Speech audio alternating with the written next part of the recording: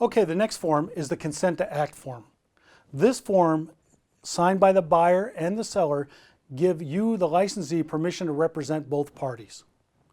All right, this form is very important. So if back on the duties owed form, if they initialed may, both the buyer and the seller agreed to initial may, and they've given you permission to represent both sides, you next need this form. All right? This form does not constitute a contract for services or agreement to pay any compensation. This is not an agency agreement, okay? But what it is a disclosure in this type of transaction to let them know that this is a real estate transaction for the sale or purchase or lease of whatever property the address is. Okay, the licensee in this real estate transaction, this will be your name, your number, your licensee number, you're affiliated with whatever company, and the seller's printed name and the buyer's printed name, or the landlord's printed name and the tenant's printed name. Okay, this next line right here tells them that it is a conflict of interest. A licensee in a real estate transaction may legally act for two or more parties who have interest adverse to each other. In acting for these parties, the licensee has a conflict of interest. How can you get the best deal for the seller and the best deal for the buyer? So it is a conflict of interest. And by Nevada law, we're telling them it's a conflict of interest, okay? We have a disclosure of confidential information. So what this says is the licensee will not disclose any confidential information for 1 year after the revocation or termination of any brokerage agreement entered into with a party to this transaction, unless the licensee required to do so by a court order. So you cannot give confidential information from either side for after 1 year after the agreement. All right. Duties of a licensee. The licensee shall provide you with a duties owed by Nevada real estate licensee. That's the first form we just discussed. All right. And when representing both parties, the licensee owes the same duties to both the seller and the buyer.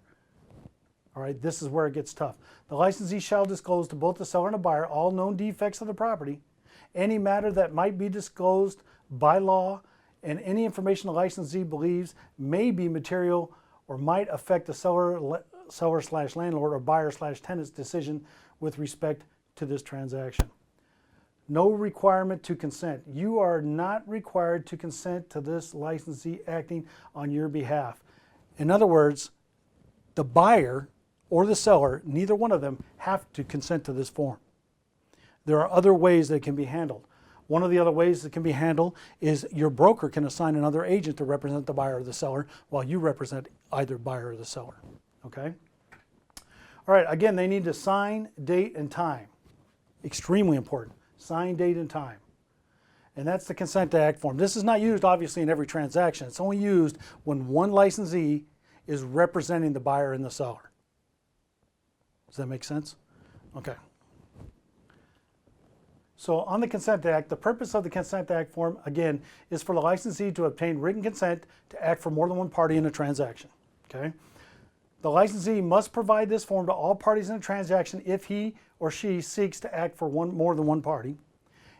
And when does it do? If a licensee makes such a disclosure, the consent might be obtained from all parties before the licensee may continue to act in this capacity as an agent. So before you act in any capacity for the buyer and the seller together, you must have this form signed. All right. Additional information. The written consent must include a description of the real estate transaction, again, the property, a statement that the licensee is acting for two or more parties to the transaction, and that acting for these parties to the transaction is a conflict of interest. All right.